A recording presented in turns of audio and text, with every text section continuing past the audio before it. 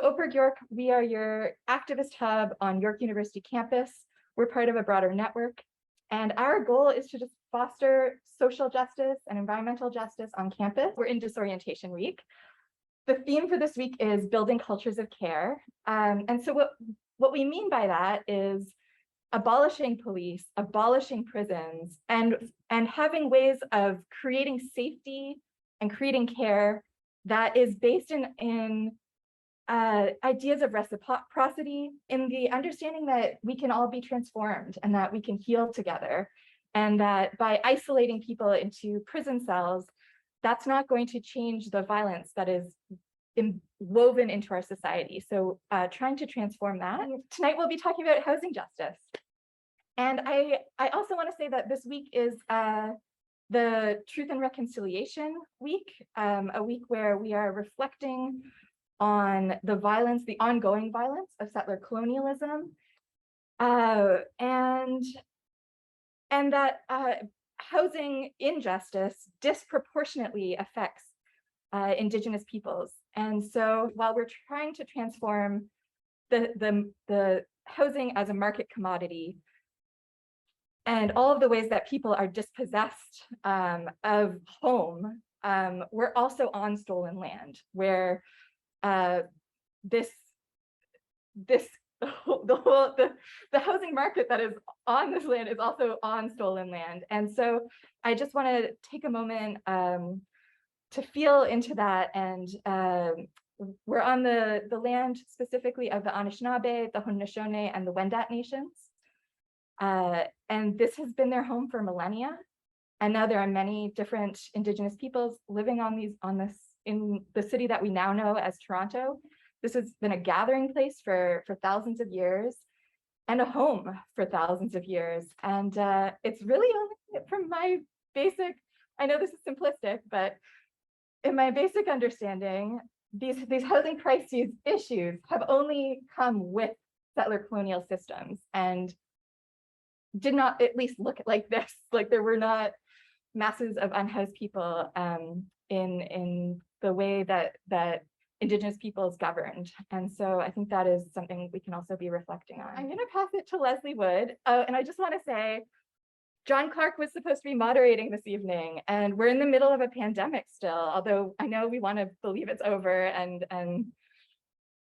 but yes, John this weekend tested positive for COVID, and Leslie Wood very graciously last minute, like a couple days ago, agreed to moderate this panel. And we are very grateful to you for stepping into that role. Leslie Wood is a professor in the Department of Sociology at York University, and her research is studying social movements and studying surveillance of the state of our movements, and also hopefully like doing research towards stronger, more vibrant movements. And so tonight we're just going to solve, the how to do housing justice. We're just going to figure it out. That's what we're here for. Yeah, we got this. And we have incredible panelists joining us, but I'm going to pass it to Leslie to introduce them. So thank you. And you might notice, I'm just going to mention a housekeeping note. We're bringing you in on Zoom. For those on Zoom, you're on a little bit of a dolly, so you might just have like a experience of wheeling across the room a little bit. So here we go. Oh, here it goes. Yeah, we're so Thank you, Emily. And yeah, I am honestly like, makes me look good that I stepped in, but I'm like, no, there's a conversation about what we need to do about housing in this city. I want to be there. And so this allows me to be here and to participate in a conversation. I've been a member of Ontario Coalition Against Poverty for, I don't know, 18 years or something. I'm not speaking as them tonight, but it's something that's very dear to my heart. And I don't think we're in a situation where anybody could deny that there's not a crisis around housing, not just in this city, but in most global cities, especially in the global north, and different crises in the global south. I mean, whether we're talking about homelessness, harassment, we're talking about encampments, we're talking about lack of shelter beds or bad shelter beds, or lack of social housing, right? The fact that there has just hasn't been anything built for a zillion years, or affordable housing, or lies around affordable housing, about what is affordable, the criminalization of anybody trying to get housing or keep housing, right? And even the housing that people can get and keep, is it accessible? Is it appropriate? Is it humane? Does it build community and resistance, or does it isolate people, right? So there's just like, there's so many pieces of it that go all the way down to what Emily was talking about, the design of cities and the commodification of people's ability to survive, right? Like it's super, super mess. I am excited partly also because the way that this panel is set up, the panelists were all given two key questions. One, which is how do we build cultures of care in the midst of a housing crisis, which I think is something that a lot of us have been thinking about, especially maybe for a long time, but especially through the pandemic, and discussions of like, well, when the state and the capital system doesn't provide what people need, we can do better, right? We can take care of one another. And then the second question, which is how do we build movements to address Toronto's housing crisis? And so we've got three amazing organizers here who are going to tell us all the answers.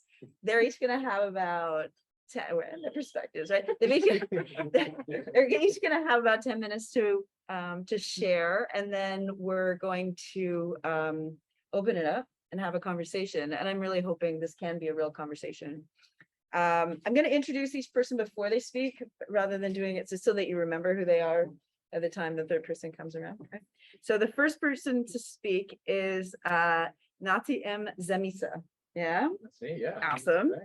Is an activist, advocate, scholar, and aspiring to be a lawyer.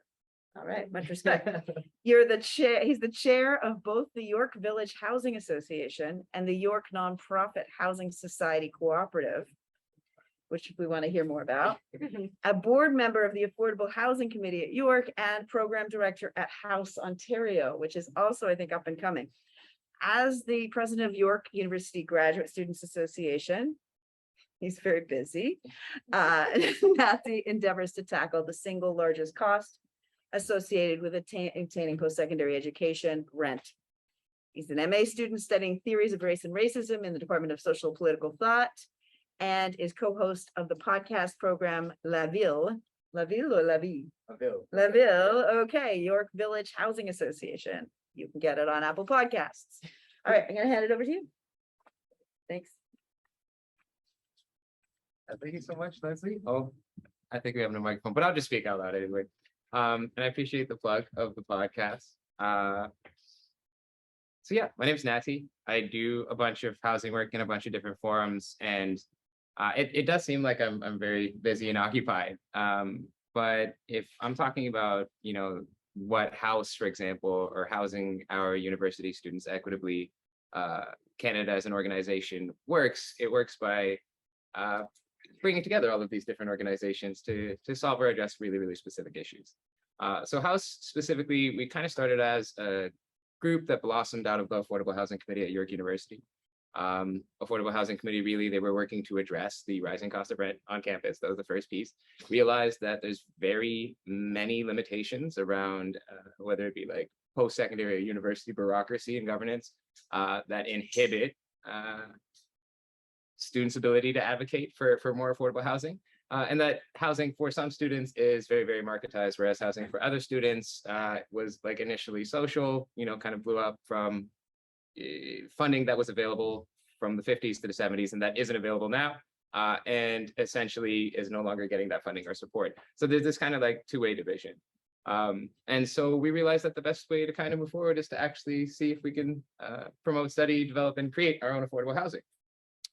And this works a lot better when it's not just one group or one university doing it, but it's a whole host of groups or a whole host of universities, colleges as well, that work together to realize this goal. And so that's where House came from. It was like, okay, how do we do the same thing that we're doing at York University, and how do we bring this across Ontario and now across Canada? So that's exactly what we do. We help organize different affordable housing committees. We launch them, we organize levy referendums, and then we use the money from those levy referendums to help us secure land So that helps us essentially get like a down payment on like the equivalent of a mortgage.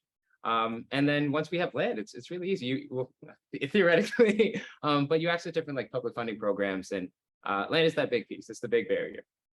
And then we also do a bunch of aggregated and disaggregated research into student housing. And we work with these different organizations at these various sites, groups like, for example, the York Village Housing Association, or now the New York Community Housing Association, that addresses more like immediate concerns around, evictions or tenancy issues, tenancy conflict, issues with homeowners.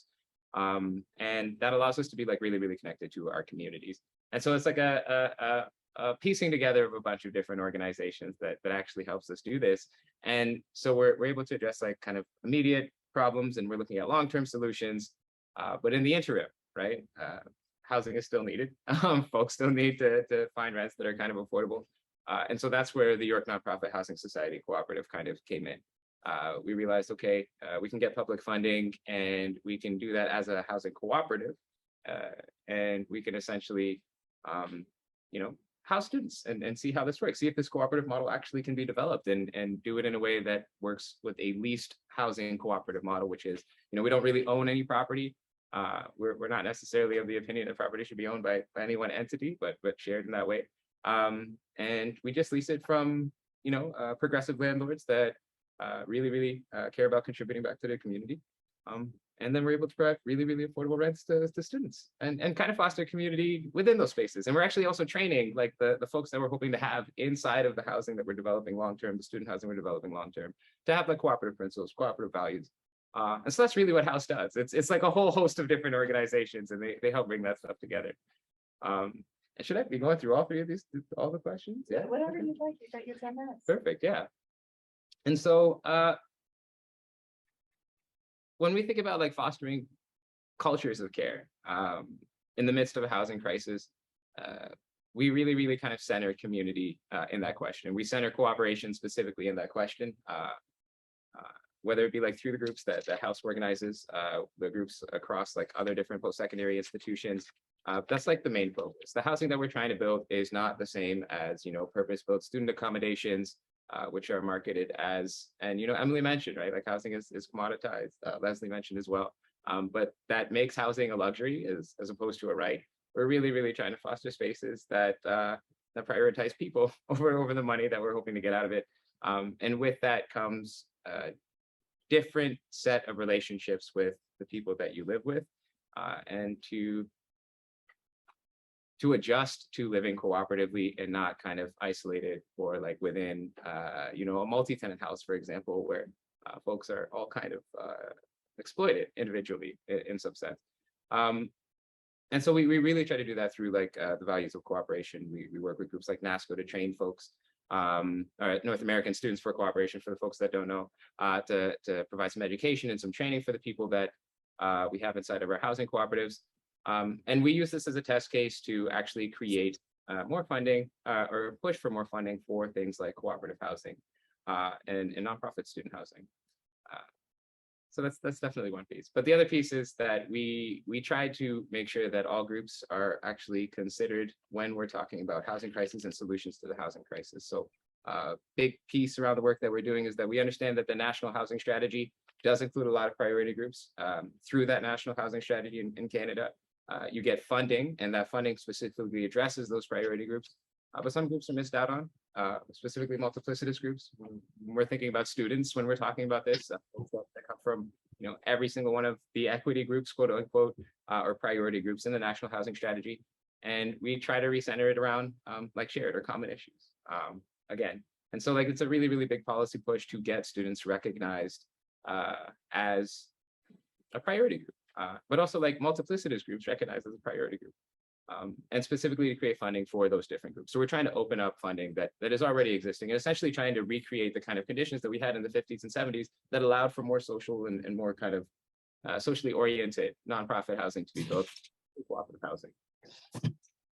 And through that, again, we help provide some funding for or we help create funding opportunities, like literally just for community. So we do like things through YCHA, for example, which is like an annual community barbecue. and we just bring different residents that live in multi-tenant housing in an area where all multi-tenant housing is actually not permitted and illegal, to really just enjoy free food, talk about their issues, and actually like just organize and be friends, because they're very, very much siloed off into these spaces. You know, some folks are told like not to answer the door to strangers, and they're living in houses with like as many as 20 people in them. And so we just try to do that and try to, you know, encourage folks between houses or within houses to share knowledge, share their ideas, and to create experiences or opportunities for them to have experiences together.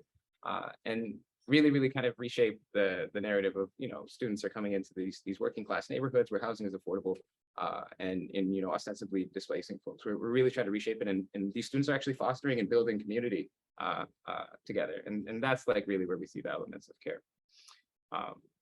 And so I think I spoke to very much like, how do we build movements to address Toronto's housing crisis? This is at least how we do this at a larger scale across Canada, but also like really, really localized at York University. We're also working with groups, specifically the University of Toronto Students Union, ideally sometime soon, I believe, University of Scarborough. And we work together to actually address A, policy issues, and B, to actually build and create like affordable housing. The policy issues being, for example, around multi-tenant housing. The Scarborough Campus Students Union like will work together to do a deputation when, you know, city is trying to pass, for example, like a framework for multi-tenant housing across the city of Toronto where they would legalize it. And then we also work together on that question of whether students are considered a priority group under the National Housing Strategy. And yeah, that's really how we do it. We just got to work together. That's really, really the practical terms. And we try to do this like not from like a top down, like, or autocratic, you know, or technocratic position where we're like, hey, we have the expertise, we're coming in and we're trying to organize folks. Really, really listening to people who are there and the organizations that are already there. So like one of the notes I have for today is, you know, leveraging the positionalities of existing organizations and communities of care and mutual aid.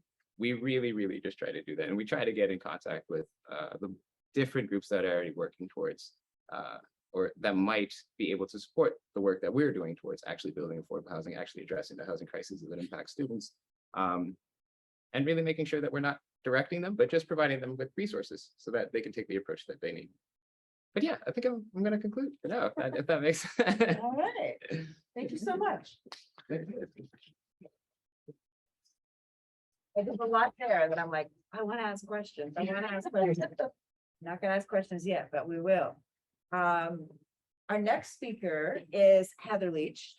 Leach, excellent. Single mother, works in York South-Weston, powerhouse, founding member of New Spadina Tenants Association, which is Eglinton West, and sitting on the executive committee as the rep for her tenant association, the York South-Weston Tenant Union.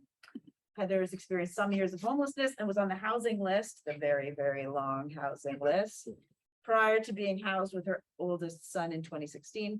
And soon after moving to her rent geared to income unit, she discovered the need for tenant organizing. The management used bullying tactics and treated tenants poorly, and Heather thought, I can't be the only one that this is happening to. And I'm sure you're not. And after years of gaining knowledge and skills with the tenant union, formed the New Spadina Tenants Association in March of 2020. So please take it away. Hi, I just want to say thank you to Open York, first off, for having us here. I'm really happy to be here. So just further on my note, so like 2017, I started talking to now colleagues of mine from York South-Weston Tenant Union and telling them about what's happening in my building. And I found out, and then the bug was planted, the little seed was planted, started a tenants association. So it took me a long time because I was, knew the area, still building up a lot of knowledge. And I got to the point where I was fed up. So I'll tell you a little personal story. So there was my partner, who's the father of my children, is in addiction. I am also a recovering addict of 7.5 years, but at the time he had vandalized my apartment, and the police were called and everything. And afterward they came, took pictures, everything. And afterwards, my building we came in to like assess the damages. Well, the management was in my house. My best friend was actually there with me, so support. And he posed the question, have you ever been a victim of abuse, to the management, the general manager of my building? And she said, no, I would never put myself in that position, directly to my face in my building. And I said, enough's enough. I'm getting this tenant association started.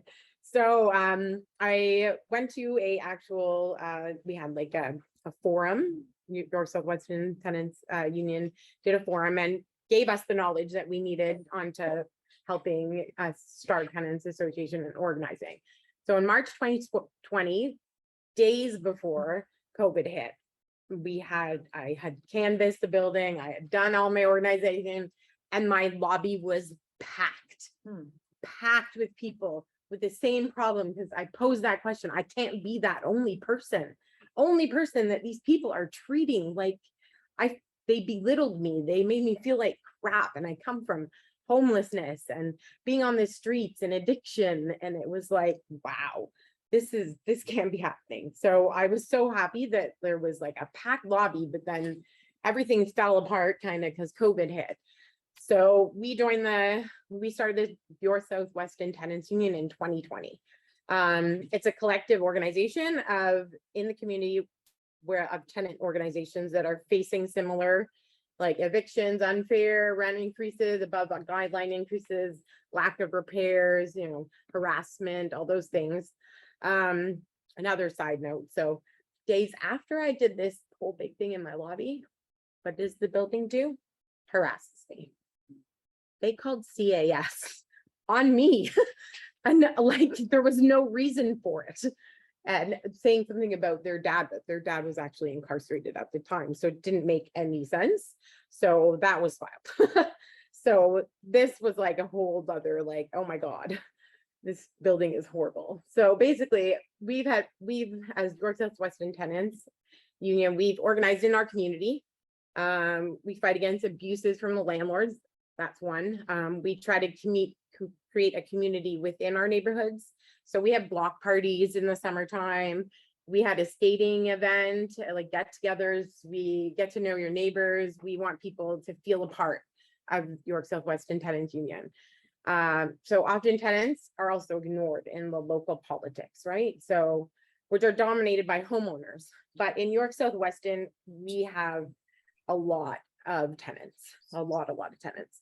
So we've organized and we've been on the collective voice for plans for our area for, say, there's a Metrolinx expansion going west right now from Weston and Eglinton. So we are, we're collectively in there, not being part of that talks. We're also, about new developments we're involved in, the needs for childcare spaces, better schools, everything that has to do with a tenant.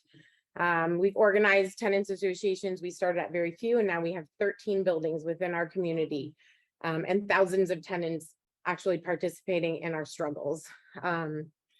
We defended several evictions during COVID. We've organized vaccine campaigns in our area where there was high COVID infections. So we've organized mutual aid networks across the buildings that we live in.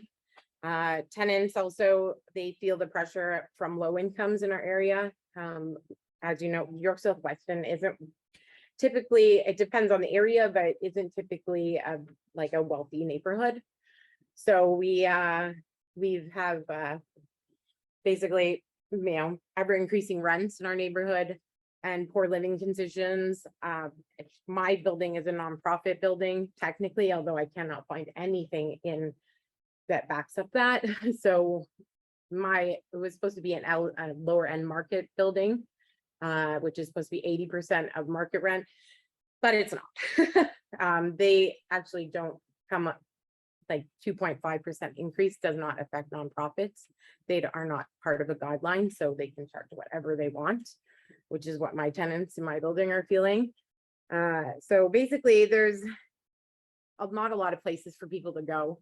And they feel that they have nowhere else to go and no means the lockdown landlords can extract more and more money and concessions from these tenants because they feel like they're trapped. So we feel that organizing is so necessary.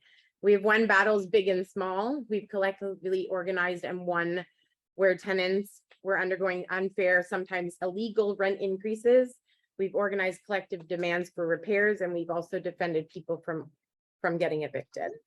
The most important thing that we have to say is that you're not alone. Housing is a human right, and that's many of us across the city and across Canada and across the world are going through the same process, and that the only through collective organizing are we able to fight back and improve our lives. Our motto is stronger together, and we live by that. Thank you. Thank you so much, Heather. Agreed. Okay. So last speaker, before we get into it, is Sun. Thank you for coming. Is a philosopher, organizer, and revolutionary who's been an uncompromising abolitionist his entire life. He's been involved with multiple movements and occupations based in human rights and land defense, including the Afro-Indigenous Rising Autonomous Zones. You may remember at City Hall and at Dufferin Grove, where they, amongst other things, also held space for an encampment and provided food support, community security, and shelter for homeless during COVID crisis. Sun also has experience dealing with police officers, policy enforcers, legal officials, and courts in different capacities, including acting as a legal observer, acting as a police liaison for demonstrations, acting as a private attorney to self-represented individuals, and helping successfully defend himself and allies in the streets and in the courts. So Sun, please take it away. Thank you. Everyone can hear me all right? Yeah, so I'm excited to be here and feel really blessed to be here amongst everybody. Feel like I'm amongst a bunch of academics and people with great accolades, and I'm just a revolutionary. I'm just the abolitionist that finds himself in interesting situations, really. Yeah, so I was excited to speak on this housing crisis, especially in the context of abolition, because I really feel that that's the core of the problem. Like, let's just be very blunt and bottom line here. Like, this land is stolen. There was not, as was mentioned before, there was not a housing crisis before we started building all of these very standardized uniform houses in these very colonial ways. There was not a housing crisis. And as they talk about homelessness, like, some of the people that they say are most affected by homelessness is Indigenous people, but this is their home. This land is their home. They didn't have a bunch of boxes that they lived in that they called homes. They had like living amongst nature and living amongst animals and living amongst themselves, like organizing their cultures in an ever evolving way, because that's how nature works. That's how we have to work. We can't just have like standardized prices and standardized ways of dealing with things and expect that that's going to keep working for eons and eons. That's not how ecology works. That's not how nature works. That's not how human systems can work. So yeah, I really appreciate being here to speak about this this topic, and I hope that we can have like a real discussion about this. Yeah, I've had lots of experience with like the over criminalization of people just trying to have space, just trying to exist and live. One of the things that maybe some people might have recognized me from was this autonomous zone at City Hall, where it was in the context of abolition. Like, we started that autonomous zone on Juneteenth, after especially, this George Floyd protests and the recent murder of Regis Kaczynski-Paquette, and just so many atrocities that were happening. Like, it seemed like they started being condensed and happening more and more frequently. And then like all of a sudden there's this massive pandemic where everybody's homeless, and there was these things where they're saying landlords are not supposed to be able to evict you for a certain amount of time, but it didn't really affect the people that were already like in the worst places. Like, some people didn't have housing. Like, some people trying to get housing in the midst of this, now all of a sudden, like, they can't go and just view homes and whatnot because they're worried about catching COVID, or there's landlords that are not willing to, show homes to people, especially like that are, not looking super Canadian and white. Like, it really started impacting people disproportionately that were minorities and homeless people. And so, obviously people started sleeping outside. And there's not really another option. Like if you need to sleep and you don't have a roof over your head, you got to sleep outside. And just the over criminalization of that really just blew my mind. I've been involved with different things like, different things in support of housing crisis and homelessness before, but just in the midst of a pandemic, when people are literally just feeding people on the street, getting together in space that's supposed to be for at City Hall, like it's supposed to be for people to commune in and figure out their problems. For that to be criminalized in such a way and for people to be targeted in such a way, it really blew my mind. And then, we've relocated to Dufferin Grove, where the whole community they were really in support of us being there. We had all sorts of people coming from their homes to engage in the different types of discussions we had. And, we were added to different community lists to hear like, the neighborhood, not neighborhood watch, but, like kind of the neighborhood community service type things, like hearing different events that go on and making sure of any concerns that people are like paying attention to them. And we really formed community. There was a lot of people that were in very precarious situations before that. Like they did not have homes for many years. They did not have places outside. Some of them didn't have places outside that they were comfortable sleeping. And so they came and they stayed with us and everything was more peaceful. Like across the board, people were saying everything was more peaceful. We're fed. We feel like we have a part of community, and like neighbors were really starting to respect and appreciate like that these are our neighbors. They're not just people sleeping in our yards. They're not just some people out there. These are our neighbors. And it just is an ongoing crisis. Like as they kicked us out from that place, they didn't even, there was an injunction to stop them from evicting any of these encampments, as they call it, evicting encampments. It's a funny term that they use anyways, but there's an injunction to stop them from doing this, and they still did it anyways. For us, it was because they said it was because we were also a protester. They couldn't decide whether we were protesting an encampment. And it's like, how many people are here that are being fed and that wouldn't have any other place to live if it wasn't for this? And where are these people going afterwards? And people are, another thing was like the streets to homes and all these things. Like it's such a problem.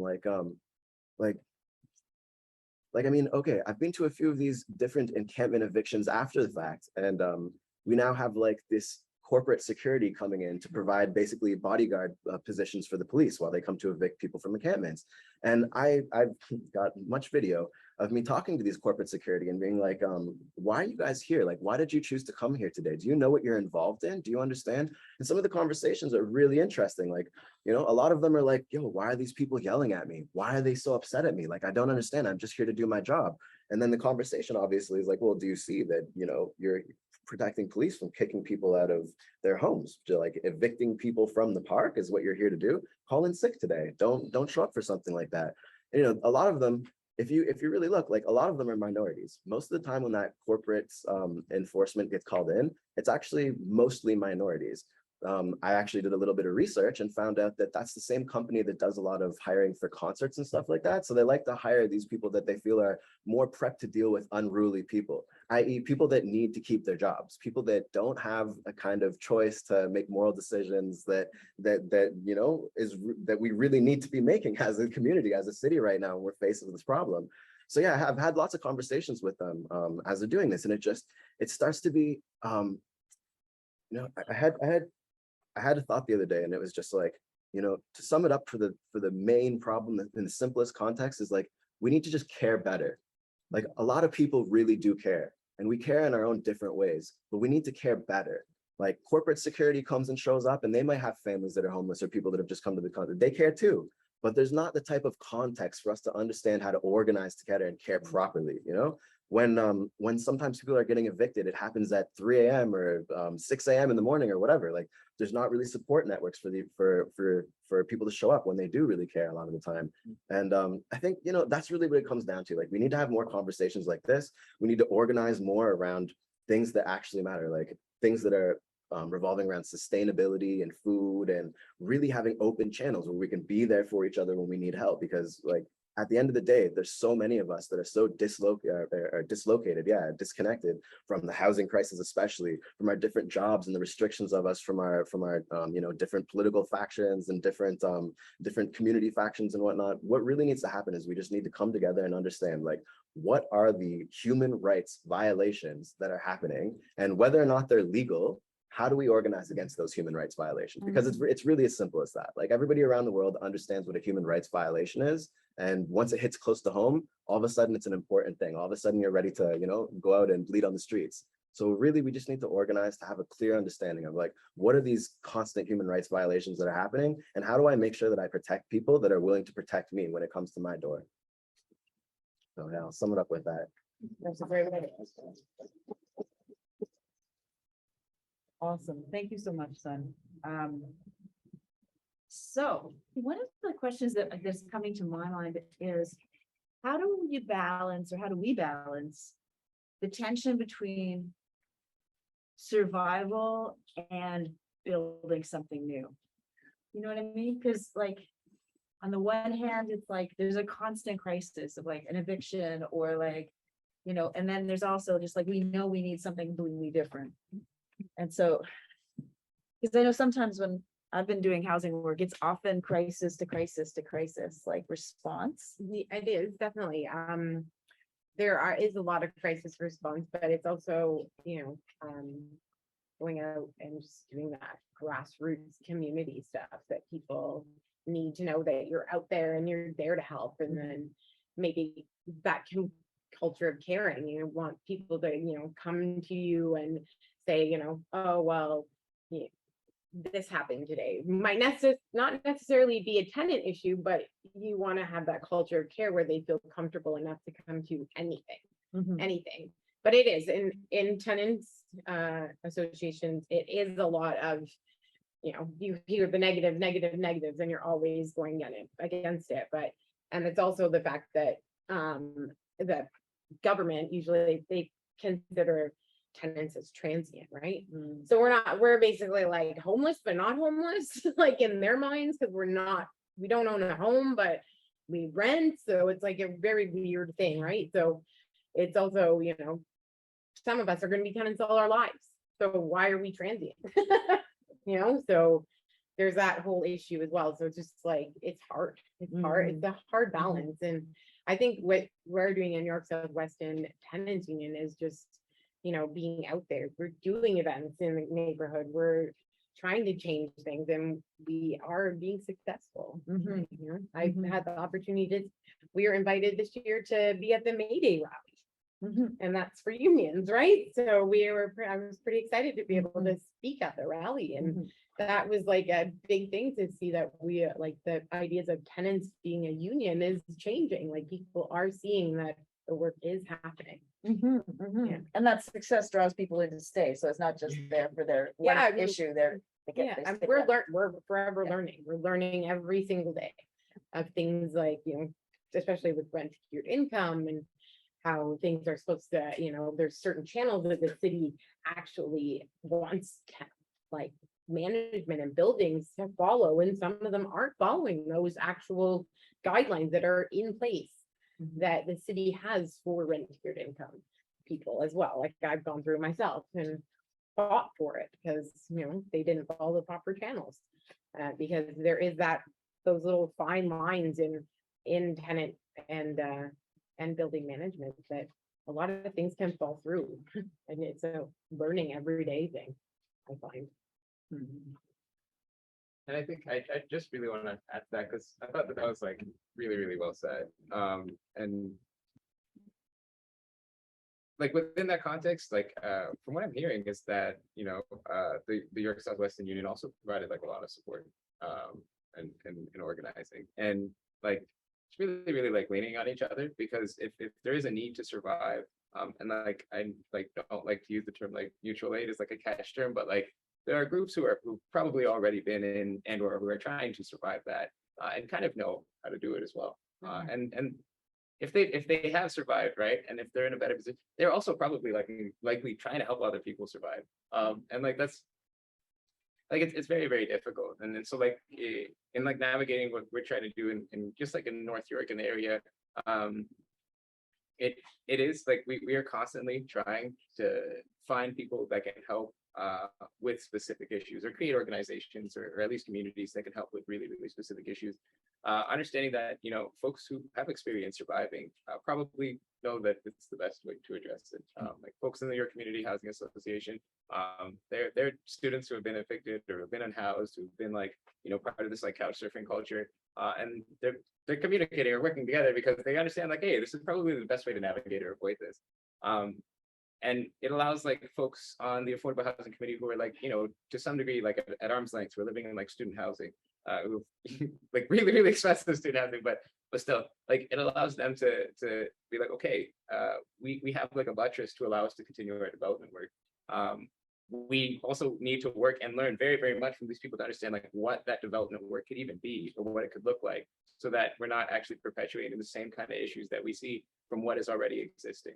And so like I think it is really, really a tough balance. And I don't think like there's any like answer or a solution whatsoever. Like it's extremely logistically challenging. Like it's really, really messy working between these different groups, just like delays and time, but we work at our own pace. I think that's the one piece. If there's like an emergency, it takes priority over everything.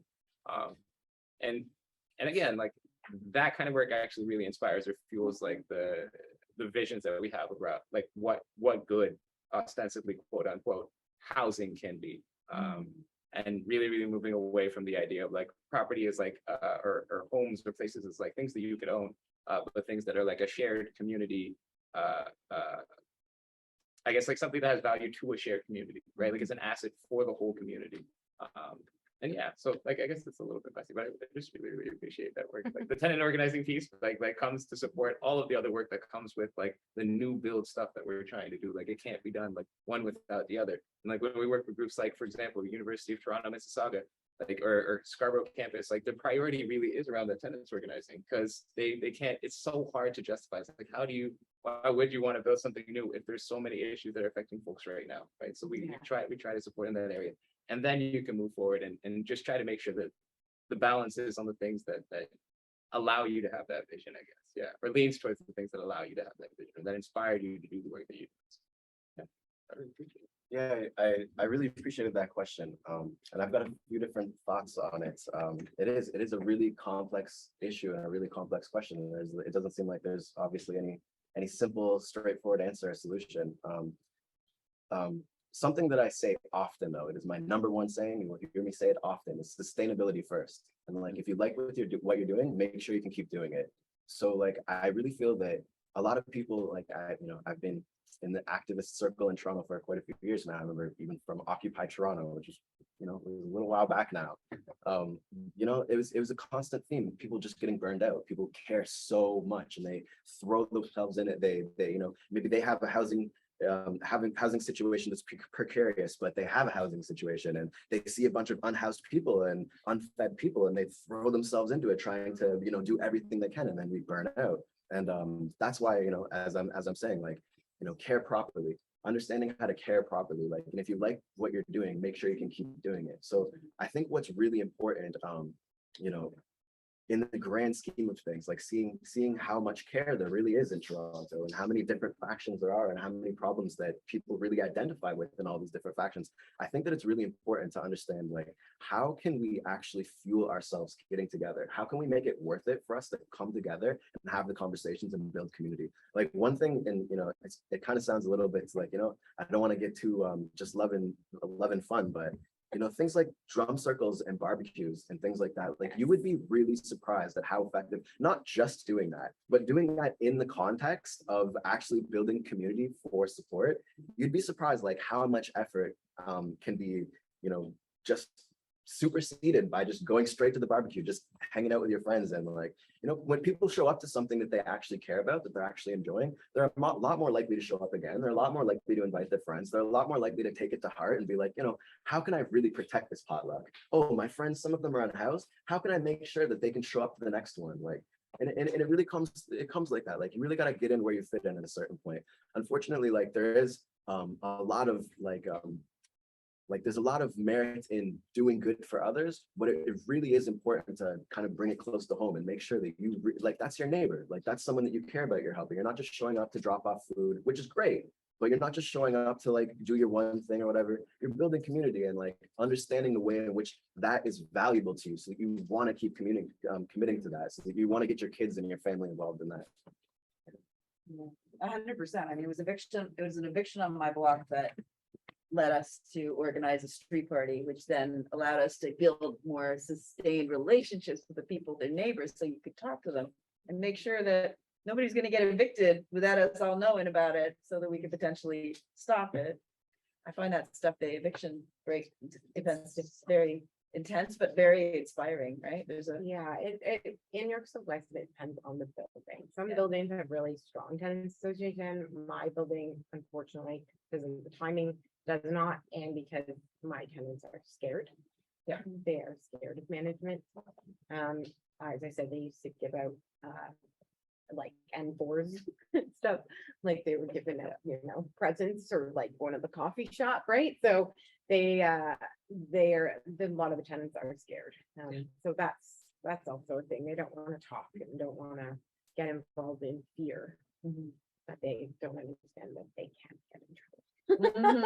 and it sounds like some of those victories are going to hopefully give people confidence. Yeah, well, yeah, it's all about getting the word out there. People, the Firm Tenants Association, I think some people are stuck in that thing that it's like condominiums, right? Like that's totally what I think, like it comes Yeah. from that. Like condominiums have associations, but they don't realize that tenants, regular tenants that you read can have it.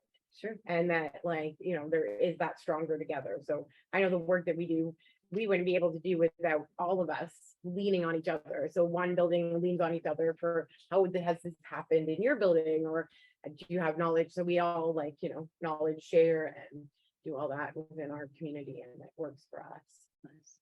Are there questions that are coming up? I can see some words, but I don't know whether they are questions. Yeah, we've got one here.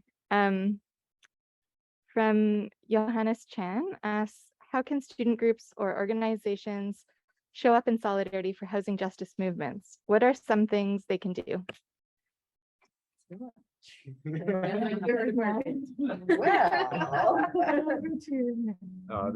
This is a great question. I think it's like, again, I think it depends on your region. I think it's really complex, but like students and organizations, like we just happen to be, as like this body that studies a lot of academic stuff and potentially a lot of writing and reading, really well positioned to look at things like policy, and also really well positioned to be people who are also living in housing, but likely not exactly in the best position to understand what organizations or what groups are doing things around housing. Though we have access to that stuff. And so like, I would say like, I can't say like anything else beyond like, you know, if you're having an issue with housing, or if you're a student and you know that housing is an issue, like try to find a group that is just like doing work around it anywhere nearby. They probably know other groups that are doing work around that as well nearby, right? Like through, for example, the Affordable Housing Committee, we get to work with different faculty, in, for example, like the Student LTO project. It was 4 different campuses, colleges, universities came together, and they were like, okay, let's look at student housing and try to get a better understanding of it. Through that work, you get connected with folks that are from like the Center for Equality Rights and Accommodations. It's now renamed like the Canadian Housing Research Center. And like really amazing people that are looking specifically at policy, right? So if you're a housing committee at a university, and you know there's a really big issue around the university using things like N11s to essentially, and N11s in conjunction with your online student account, right? Like in housing, you pay for your housing through your student account. So if there's an issue where like they use N11s and they effectively say, if you don't keep your student account up to date, you have to agree to this, and we're not going to send you another lease renewal until you sign this N11. And then it's like a very weird cycle. Will you work with groups like Sarah to see like, hey, how is that actually really possible? Or is that really legitimate? And so like you kind of get involved in all these different forums, and you just get to do it by like reaching out and actually like talking to people around the things that like I guess you care about. But like the other thing is that like housing affects everybody. And so there's definitely some group that is doing housing work around you, or some group that has previously dissolved. Like setting up your community housing association, there used to be the Village at York Residents Association, which previously was kind of like a homeowners association in that area. And we kind of got to learn from their history what they were pushing for. They're a very NIMBYist group of people. But we understood like the reasons for it too. And it also allowed us to like better understand the relationships with homeowners and students. And some of the issues that homeowners had were actually not between, homeowners and students, but actually between homeowners and landlords. And so it's like really, really around like reframing those pieces. So it does take a little bit of work, but those groups exist or they have existed. And you could probably find that information, but like the first step is like actively being like, okay, let me search. Like if this is a problem, let me take the first step and try to search. And yeah, I think that's the best way to get involved. There are student organizations that are probably doing that work. There's student organizations that are doing like-minded or affiliated work. Maybe like folks who are running like a free store nearby, or folks that are organizing small, more nuanced like residents associations that really have an understanding of like why they need to do this is probably related to the fact that the cost of living is really high, or that rents are increasing in this area. So it's like complex, but in every single area or neighborhood or site, there is somebody who's doing that work. And if there isn't, like, go take it up, work with somebody outside of that area and take it out yourself. And work with your peers to make that happen, because I think that is like the quintessence of like organizing and like activism and advocacy. It's understanding a gap and really, really trying to address it. But yeah, I feel like I spoke for so much for just a moment there. Yeah. That was an excellent question, by the way, y'all. Yeah, I'm curious what how the OPERG potential housing justice group is going to feed into this thing, because I feel like, yeah, you start being like, okay, who lives here, who lives there, what are the issues? Like there's so much commonalities. Like the fact that people can't afford housing is not an individual problem, right? Just start asking questions. I simply started by asking other tenants in the elevator if they had issues.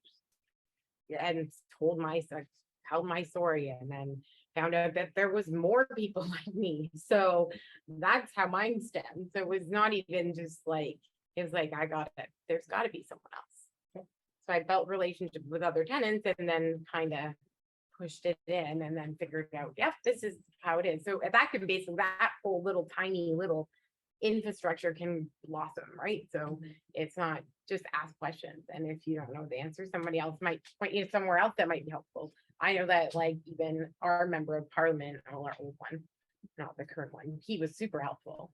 Faisal Hassan, now we have Michael Ford. So, but he was super helpful. And anytime that there was an issue, tenants were comfortable going to him at my building. So because it was one of those, there had to be more involvement sometimes. So yeah, I just simple ask other people. I definitely hear that. Ask other people. And I mean, for me, I'd say like start next door, start at home. I've had some really horrible landlords, and my roommates also experienced those same horrible landlords. I've had roommates who didn't know, especially people that, maybe didn't speak perfect English, or are minorities, or are just used to being over criminalized, that they're just not confident going to the landlord tenant tribunal. They're not confident dealing with police coming knocking at the door.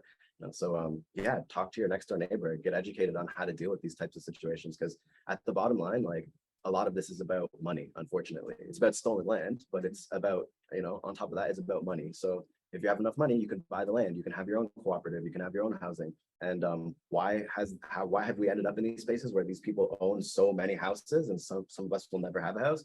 Because they rent them out and they make a whole bunch of money off them, and they buy more. And so they have ridiculous credit and they have ridiculous access to this, colonial system. So at the end of the day, when you sue your landlord and get some of that money out of him, then he's less likely to do that same thing to the next person. You can also use that money to provide proper housing to people. And I think actually, if we were getting together and doing this in a little bit more of an organized way, like we'd start to see, like, I've had a lot of experience with lawyers. I've spent a lot of time in courts, and I've been to jail. I've spent a lot of time in a lot of these different situations. And one thing that I really realized over and over again is people don't understand how the system works. Most of the people involved with the system don't understand how it works. Even the people working and like the police, they don't get trained on law, and like the housing tribunal and all these people just know the specific thing they need to know to get paid, most of them.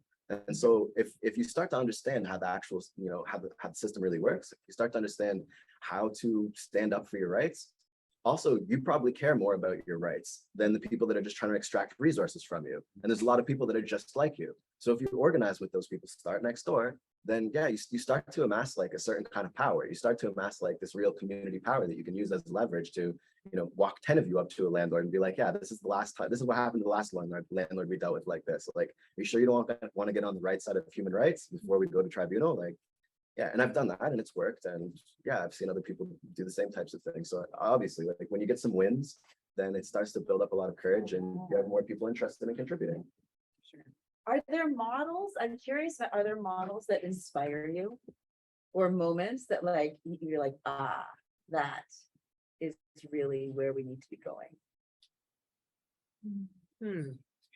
That's a big question. I was looking for some inspiration, right? Like, There's a couple co-op housing type situations that I've looked into that I'm interested in.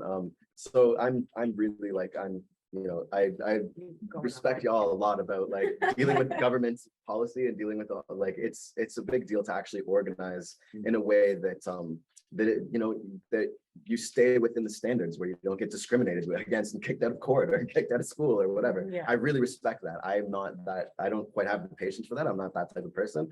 The way that I really respect and see that I like just get a lot of hope for is people having like kind of private collectives, and even there's something called a private trust. It's something that's like completely separate from any sort of government regulation and any sort of whatever.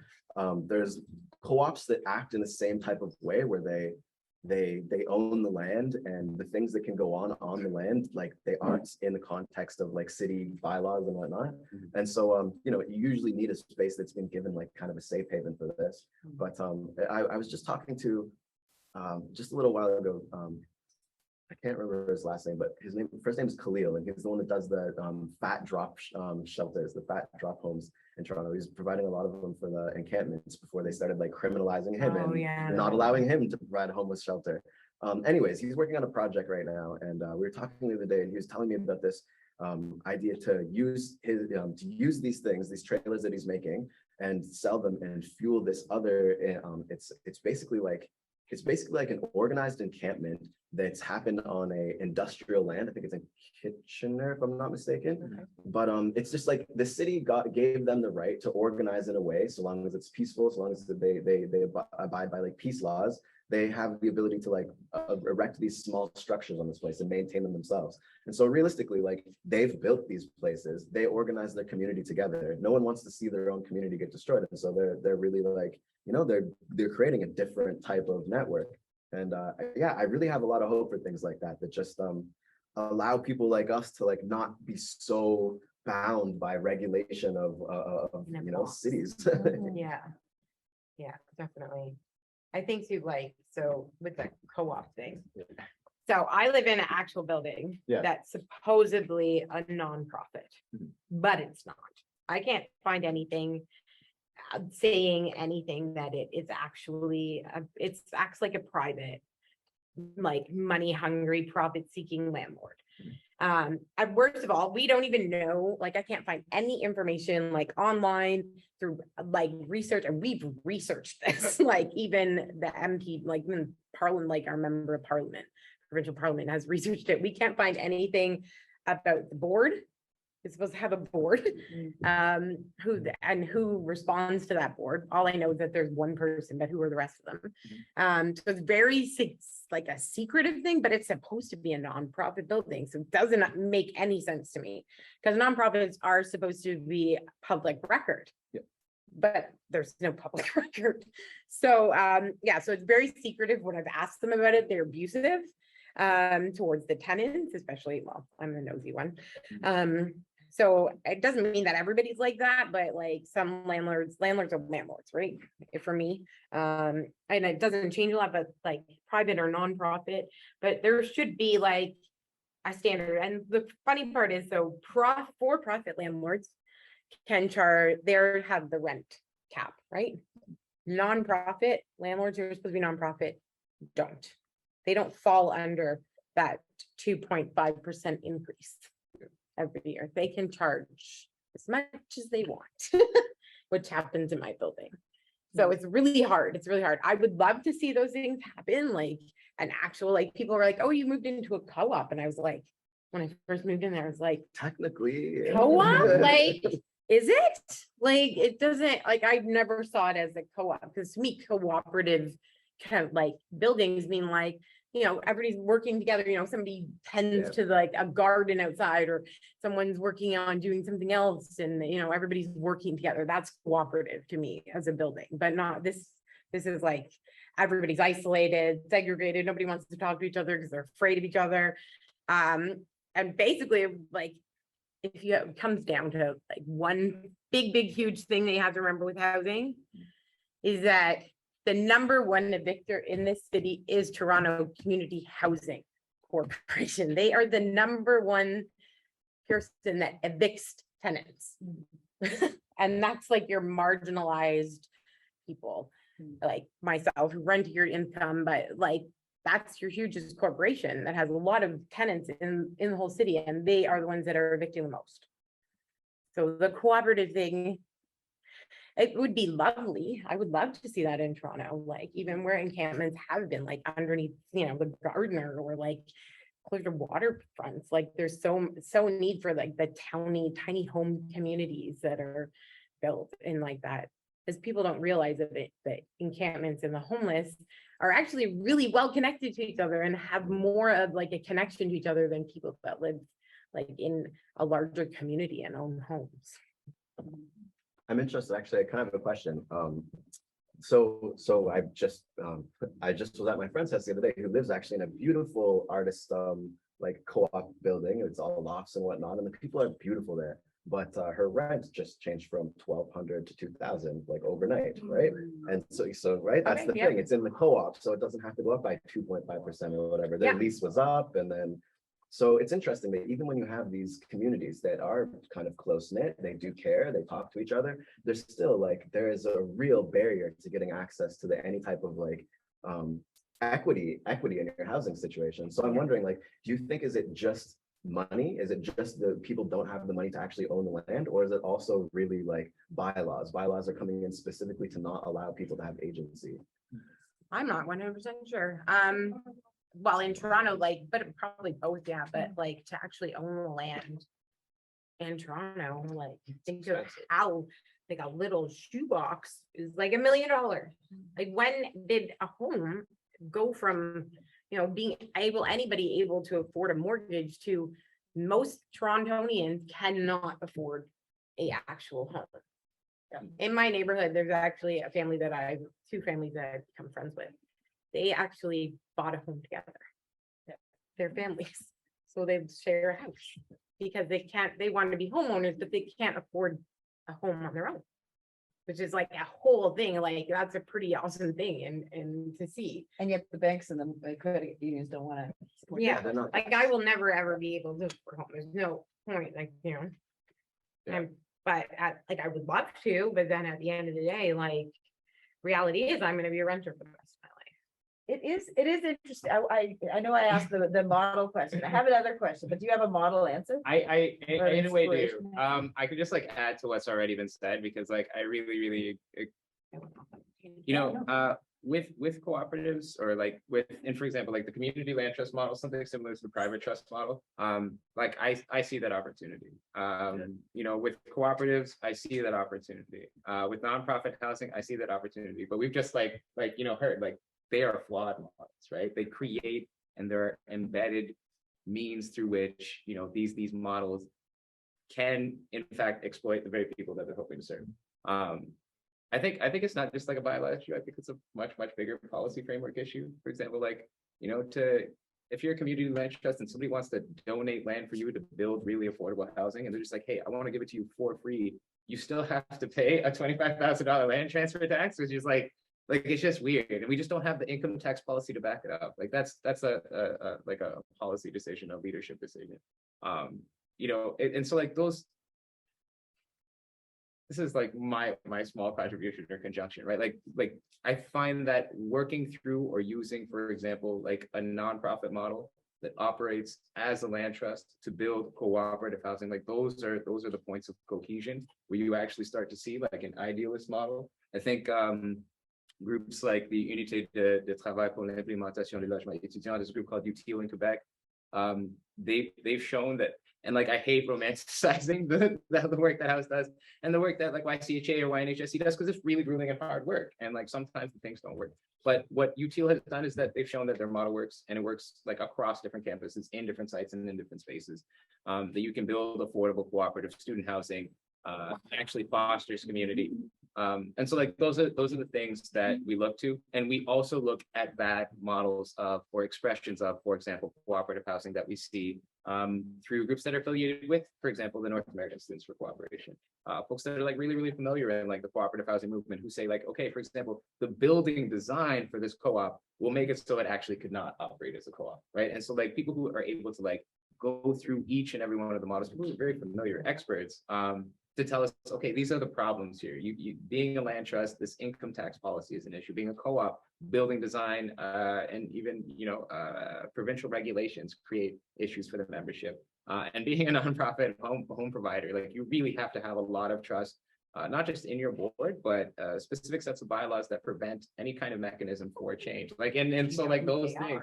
You need to know. There needs to be articles of incorporation and so like it's a difficult balance. Like I try not to romanticize any of the model. I always speak about House and the groups or the works that we do like in a very, very positive way, but it is true. Like these models get exploited in the very, very same ways that they potentially might be able to serve communities. So yeah, I'll leave it there. Yeah, it is interesting. I mean, I know that there was some inspiration from like Philadelphia. There was like some taking over housing, but then you realize, but then they still had to do all these other things, and you're just like, other questions.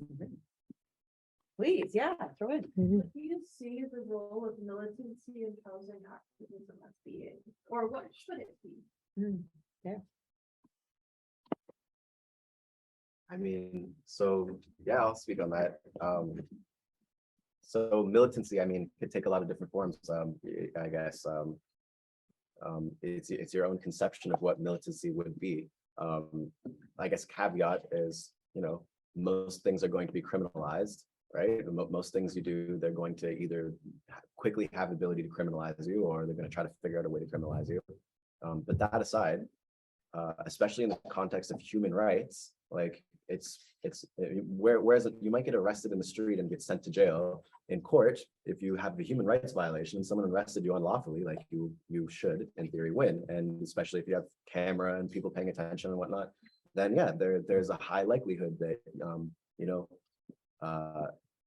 not only will militancy, when defending the right cause, not only will militancy not end up having serious penalties for people, but will end up actually dissuading the people that are willing to use force against us. So I mean, these things happen with the encampment evictions, right? Like they were using force. There was blood. There was dragging of people across. There was a lot of force used against homeless people, against people that were protecting their friends, their allies.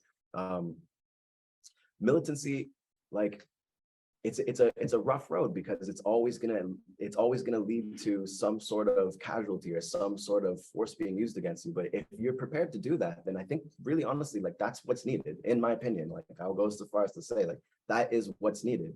A lot of people feel they'll be criminalized just for saying something like that. But once again, remember, like when you're talking about human rights violations and state-sanctioned violence against people who are just protecting human rights, no, it's very clear. Like history will tell that one side is right and one side is wrong. And yes, you're acting lawfully if you're militant against unlawful people. So I think realistically, like we need to start organizing. I mean, back as far as Occupy Toronto, I remember when people were coming to evict our encampment, there was groups of people that decided, okay, there's going to be 3 different types of people. There'll be some that are just observing. As soon as they're told that they're in some sort of violation of the law, they're just going to step back and film everything. They're definitely not going to jail. These are especially vulnerable people and whatnot. And then there's people that, they're going to push the envelope a little bit. They're willing to get arrested for something minor. They're willing to risk at least getting arrested, things like that. And then there's some people that are militant, like they are ready to go all the way. It's important to have these people designated, and maybe some people don't want to stand beside them at certain times, and maybe some people want to be clearly outlined as not having to, not being in that thought group or not having that motivation to be doing what they're doing. But no, it is absolutely important, in my opinion. It's absolutely important that we use force to resist force. It is absolutely important, and the more they can dissuade us from feeling like that's reasonable, whether the reason will be moral or effective, the more they can dissuade us from feeling that it's moral or effective, the further we're going to go into a direction where there is no solution. There actually is no ability to stand up and resist an arrest or resist something unlawful. So yeah, I really appreciate that question. I think it's very important. I think to add, for a school project, for example, I was like tuning into Each One Teach One, organized by the 519. It was called Transcend and Transform. I encourage folks to check it out. It's not much to do with housing, but at the end they had a Q&A session. And it's like, okay, like, well, what can we do? And one person posed, they're like, I am in like immediate need for housing. I'm not able to access housing because of my identity, because of my orientations. And so the immediate response is like, okay, well, there's two things we could do. And Son, you mentioned like leadership and understanding our system, right? And the first thing that they were discussing is like essentially trying to take over all of the leadership roles as possible, using things like I don't know, in this particular case, they're like using the Freedom of Information Act, like policies, folks who understand the system, using that system effectively to oust leadership that is problematic and to put in leadership that will service particular communities. I found that was particularly inspiring, but it's not necessarily like, it's a very, very unique and I would say like kind of political kind of militancy that doesn't really involve much of the altercation that happens. The flip side was, okay, you also need, and so those are long-term goals, you also need like housing immediately. To a limited degree, we also understand that, Ontario, Canada, there is like a weird availability crisis where we have a certain amount of housing that is just like not available to the market, but has nobody living in it. And so like their goal is like, okay, if you really need housing, we can organize essentially like squatter occupations and really, really try to occupy this housing. But it's not just being like, okay, go live here and then like, we'll call this a day. But, and you see this like, for example, maybe in Hamilton with like the encampment support network there, I'm just from there, so I'm speaking to that specifically. But like when those kinds of movements happen, you actually have like these specific support networks that coordinate to do things like, creating a very real physical human barrier so that when police try to be like, okay, we have to remove these people or we have to quote unquote evict them, there's a challenge and there is outcry and there's political outcry. So again, these are very, very political measures, but when those kinds of things happen, the public response generally isn't great. And then when those kinds of things happen, doing it a second or a third time becomes even more and more problematic. You want to move away from that cycle of normalization, but it also does allow for, and this is the case for Hamilton, is very similar to the project that your colleague Khalil, was also working on. But the city is now actually allocating specific amounts of money specifically for developing like emergency shelter, small house projects. And like they're actually allocating or working with specific groups that have been doing this for a long time, groups that are affiliated with groups like the encampment support networks that exist out there. And so like, it's difficult, but that militancy piece is like, okay, it is again the inspiration for like, okay, what can we do within the system and like how do we occupy these leadership roles and like how can we use these leadership roles to support ourselves, but also like how does actually being active on the ground, like being an advocate but also being an activist, and like putting yourself to some degree at risk yield like some immediate and long-term benefits, whether in like a particular region or for a particular community. And it does. It's like very, very long-winded, but it does. And so like I think militancy is a really, really important aspect of preserving housing, especially for particular groups, particular communities. That's maybe one of the most successful ways of doing it. Again, within like the political cycle that we're in, so to speak. Yeah. It opens up space. Exactly. Like And literally. Literally and figuratively, Exactly, right? Like exactly. that they can have that conversation. I mean, I'm thinking about the movement that my organization was involved in, still is an organization still involved in. Right, so these are buildings that basically it's like somebody who's an investor who owns these buildings, 3 properties. We worked with some like architects actually and a huge shitload of community groups to figure out what we could do as a design to have wraparound housing from 150 units. And we presented it to the city and said, look, this is how you can do it. You say it's not possible, all you have to do is purchase these properties. The city is finally, we occupied property over. Finally, they will purchase it, but now the landlord's trying to jack up the price, right? So it's like, but you just have to keep the pressure on, but there is victory in sight. We have one question in the chat. Are there any policies in place that currently that perpetuate the cycle of homelessness in Toronto? Oh, yeah, well, not just even policy, but the power of developers Mhm. that are really, really controlling the decisions that happen at City Hall and the reluctance to actually also tax property owners. There really needs to be like, and I think. So if you're gonna build a new building in social housing, because we have a housing crisis, And then people here's don't, the income. people don't realize that, like, you might see the homeless on the street, but then there's the hidden homeless, which are the couch surfers. And then there's like, I was floored last week, or no, this on the weekend, that a lady got on the bus with my kids. We were going to a hockey game because I got free tickets. Thank God for community organizations. But so she lives in an encampment down like the street from me, and I didn't even, like, I don't go that way, so I never really noticed it. But there's all these things that are going on, so there has to be. There's talking about, oh yeah, we're going to put in this, we're putting this. Well, if you're a big developer, you're going to have to fork over some of your units to affordable housing. And what is affordable? So that's the other thing. So like, there is a City of Toronto lower end market. So there is a thing in the city that says this is what the rent should be for this year.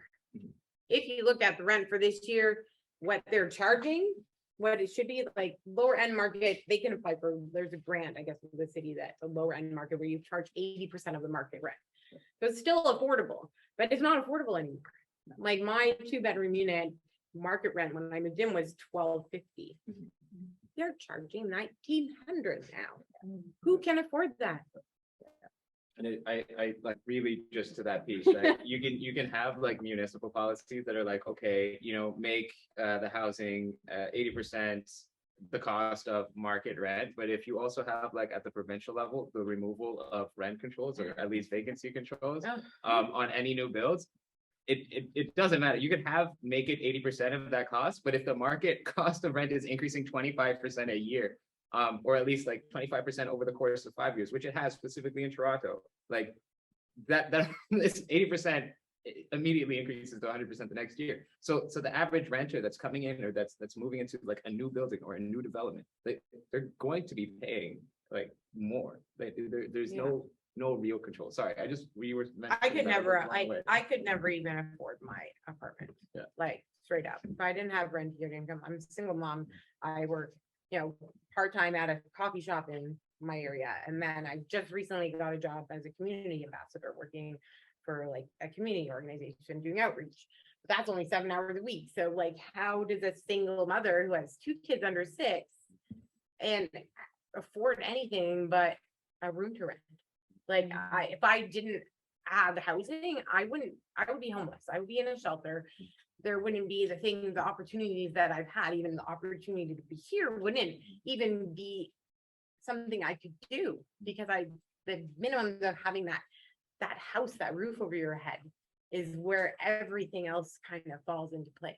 Right. So there's so much about housing. It's a human right. So basic, and tenant organizing and people not feeling alone is super important for us. Yeah. Last thoughts. What is it you wish you had said? Oh, I don't know. It's not it though.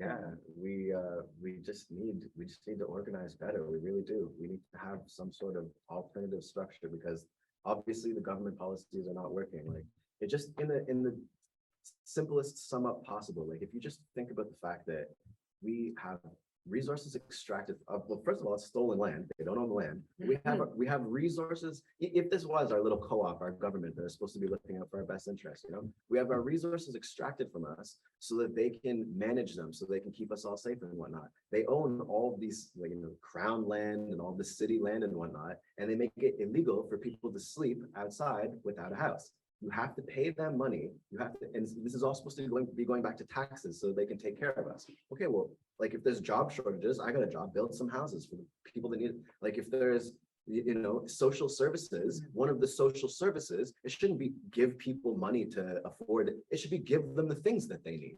Like, why am I out here going to welfare to collect a check and then going to pay a landlord when the government is taxing the landlord's land and is responsible for all the regulations? Give me the land that I need to survive, you know, give me a house. Yeah. Everything stems from that.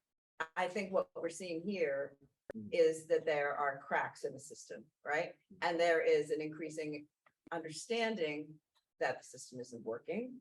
And that when we build spaces and take spaces and connect people, you actually get traction. You stop evictions, you take space, you get a housing program, you know, you get these things that are actually concrete. Beginnings of an infrastructure that I think is going to really build a whole different system, because this one ain't working. I wanted to say thank you to our amazing panelists tonight. Thank you. To hear from your wisdom and your experience. I want to thank Oprah for organizing this. I want to thank all of you who are here in person and online. I think, you know, the struggle continues, but I think that what we're seeing is that there is real growth happening in this struggle, and we have to keep on keeping on. Okay. Thank you. Thank you, everyone. Thanks, Oprah. Yes, thank you. Each other. And like join forces.